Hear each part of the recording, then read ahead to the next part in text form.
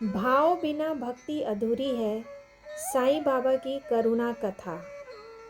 ओम श्री साईं राम।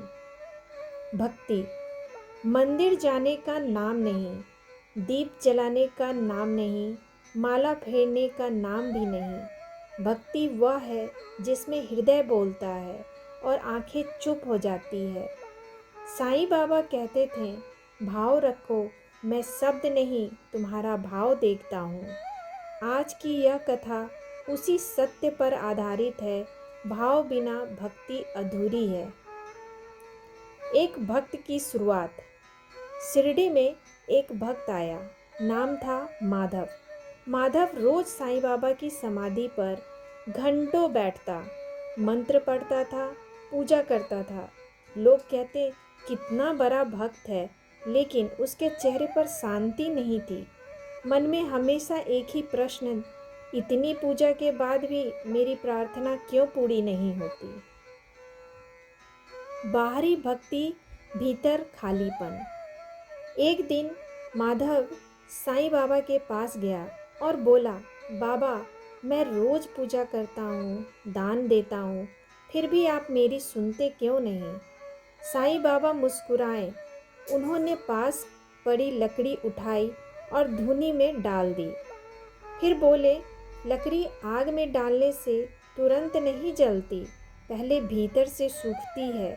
माधव चुप हो गया। बाबा ने कहा, तेरी भक्ति गीली है, भाव नहीं है उसमें।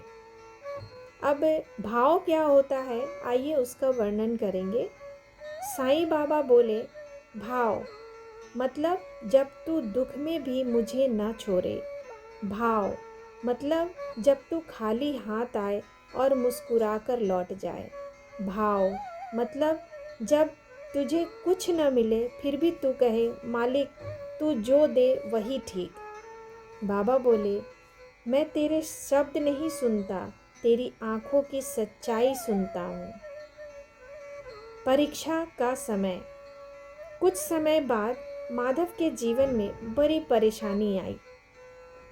काम छूट गया, पैसा खत्म हो गया, बीमारी आ गई। अब न पूजा रही न मंत्र, बस आंसू। एक दिन वह रोता हुआ साईं बाबा की मस्जिद में गिर पड़ा।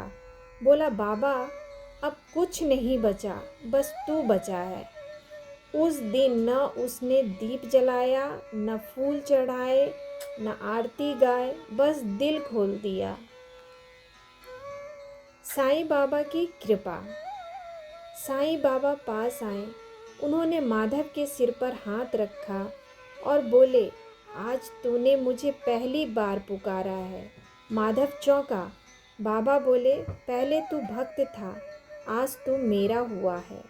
कुछ ही समय में माधव की परेशानियां धीरे धीरे सुलझने लगी, लेकिन अब उसे फर्क नहीं पड़ता था, क्योंकि अब उसे साईं मिल गए थे।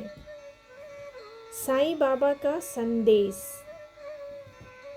साईं बाबा कहते हैं, भाव होगा तो पत्थर में भी भगवान मिलेंगे, भाव नहीं होगा तो मंदिर में भी खालीपन मिलेगा। भक्ति सामान से नहीं, समर्पण से होती है। भक्त वही नहीं जो रोज मंदिर जाए, भक्त वह है जो हर हाल में ईश्वर पर भरोसा रखे। अगर आज आप टूटे हैं तो समझिए आपकी भक्ति अब सच्ची होने वाली है, क्योंकि भाव बिना भक्ति अधूरी है। दोस्तों, इसलिए भाव, भक्ति के साथ भाव का होना भी बहुत ज़रूरी है। ओम साईं राम। सबका मालिक एक। अगर यह कथा आपके दिल तक पहुंची हो, अगर साईं बाबा का नाम आपकी आंखों में नमी ले आया हो, तो लाइक ज़रूर करें ताकि यह भाव और भक्तों तक पहुँचे। सब्सक्राइब करें, क्योंकि यहाँ शब्द नहीं, श्रद्धा और भाव मिलते हैं। और कमेंट में लिखें ओम साईं राम, ताकि साईं बाबा की कृपा आप तक भी पहुँचे। ओम साईं राम।